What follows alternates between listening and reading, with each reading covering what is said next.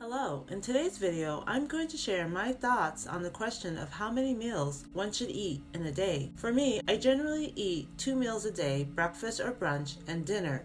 When I eat 2 meals a day, I sometimes have 2 to 3 snacks in between. If my meals are small, such as a bowl of soup or a plate of salad, I'll have 3 meals a day, but that's just me. Many dietitians and nutrition experts suggest that individuals aim for 3 meals a day with 1 to 3 snacks in between. The calories and size of those meals should vary from individual to individual based on their gender, age, weight, activity level, and so on.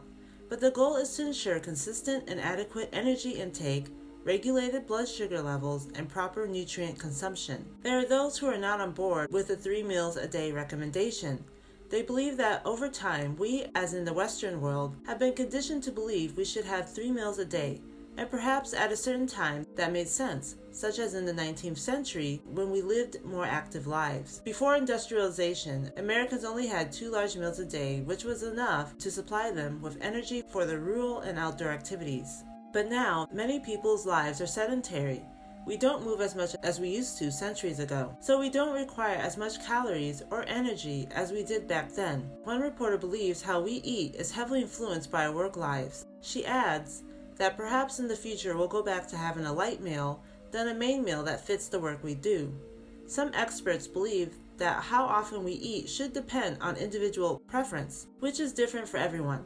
While aiming for 3 meals a day is a good starting point, ultimately, individuals should listen to their body's hunger cues, only having meals when they're genuinely hungry. They add that how much, when we eat, and how many times we eat really depends on the number of hours we are awake, how much physical activity we get, our health conditions, and so forth. So every individual should figure out how many meals, including size of meals, they should have each day, making adjustments with lifestyle and health changes. One example that explains this point is concerning those with type 2 diabetes. They may feel it's better to have smaller, frequent meals a day than fewer larger meals a day, or there may be individuals that prefer to eat several smaller meals per day. While professionals recommend consuming 3 meals a day with 1 to 3 snacks in between, there are others that recommend the following in regards to the question of how many meals should I eat in a day. First is intermittent fasting and 1 meal a day. This is where you eat 1 time a day or only during a specific window of time per day. With intermittent fasting, you're abstaining from eating during a specific block of time while you're awake. This could mean only having breakfast and dinner, not eating or snacking in between. Some might even fast for 24 hours, having no food for the day. But while intermittent fasting, you would consume drinks such as water. Intermittent fasting is something one would do on occasion to obtain a few noted health benefits. Human and animal studies cite that intermittent fasting can improve thinking and memory, blood pressure, lower glucose and insulin levels, and fuel cellular cleanup called autophagy, where cells clear out waste that accumulates in cells that can lead to accelerated aging and disease. With 1 meal a day, you eat 1 meal each day. This meal would be complex to ensure you get as much essential nutrients needed per day. It can be a large breakfast, brunch, lunch, or dinner. Intermittent fasting is typically incorporated periodically, while 1 meal a day is ongoing. Nevertheless, experts go back and forth on the idea of having 1 meal a day.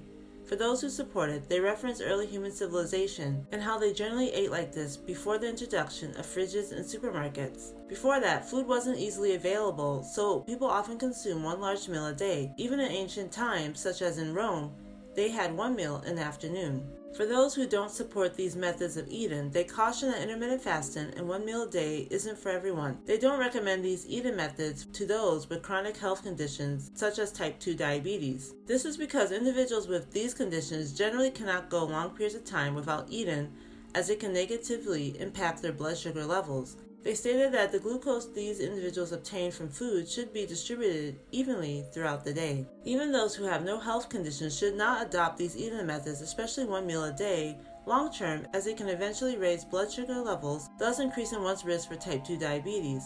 In a 2007 study by the Journal of Metabolism, researchers found that those who skipped meals had increased blood sugar levels and a delayed insulin response.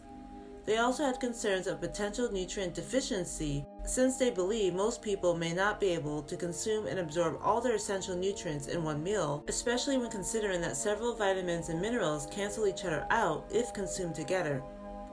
Other side effects researchers mentioned of continuously eating one meal a day were indigestion, lightheadedness, brain fog, lack of focus, low energy, and overeating.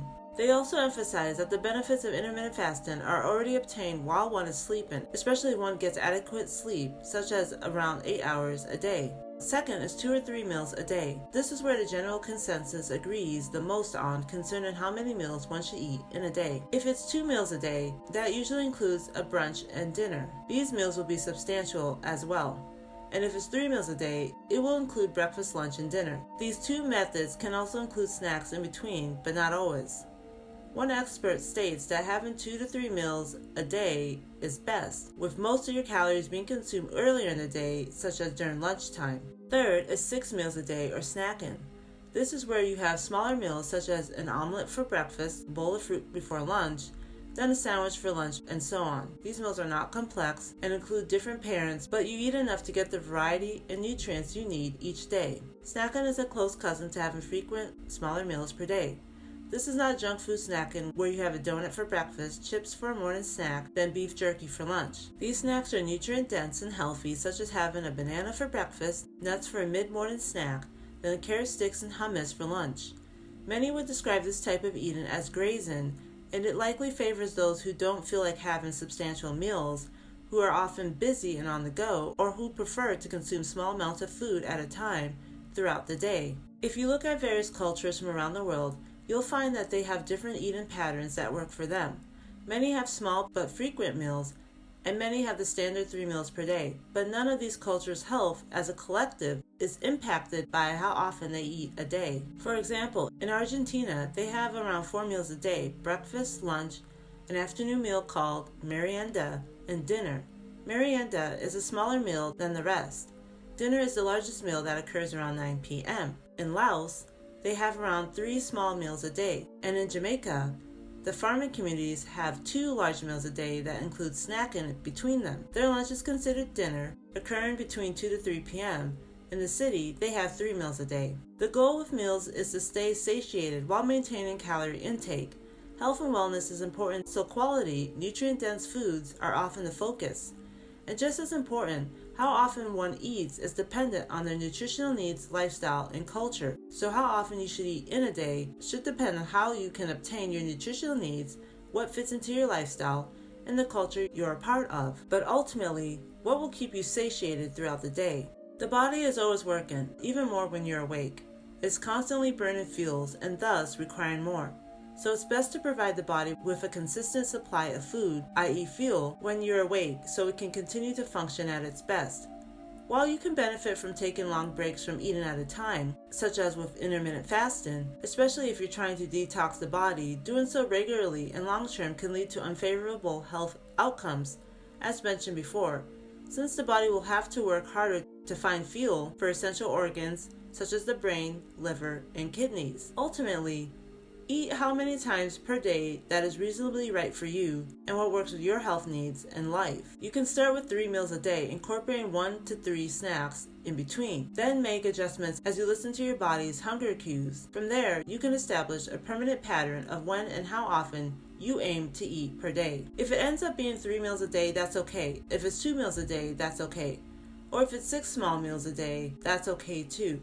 If you want to incorporate 1 meal a day or intermittent fasting every now and then, if it doesn't affect your health, that's fine too. The goal in figuring out how many times you should eat a day is to choose a number that ensures you meet your daily nutrient goals. When you figure that out, that's your answer. Thank you for watching. I hope I answered the question of how many meals should one eat in a day clearly. If you found this video valuable, please like, comment, and share so others wanting an answer to this question can discover this video. Subscribe for more whole food and nutrition videos, and until next time, take care.